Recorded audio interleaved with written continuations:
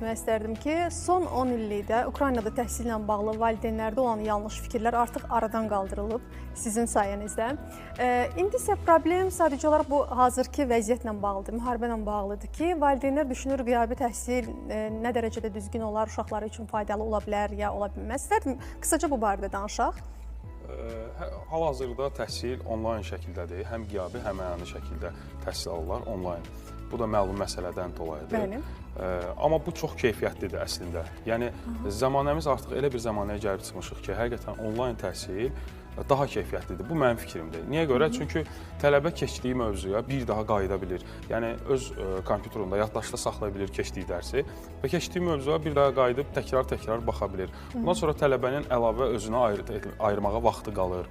Bu dil ola bilər, ingilis dili hazırlığına gedir və idmanla məşğul olur. Yəni, bu artıq bizə pandemiya dövründə məlum oldu ki, biz bütün dünya onlayn təhsilə keçdi və bir çox ölkələr də bu onlayn təhsillə artıq təcrübə qazanmış oldular və bir çox böyük ölkələrdə artıq onlayn təhsili davam edir. Yəni, heç bir xəstəliyə baxmadan və ya müharibəyə baxmadan, yəni hal-hazırda davam edir. Yəni, mənim fikrimcə onlayn təhsil daha keyfiyyətlidir. Yəni, mən məsləhət görərdim ki, heç kim tərəddüd etməsin bu, bəli. Yəni, onlayn təhsillə qəbul olmam. Çox adam başa düşmür bunu, təbii. Onları da başa düşmək olar. Amma ki, artıq zamanı o zamanədir. Yəni, tərəddüd etmək lazım deyil.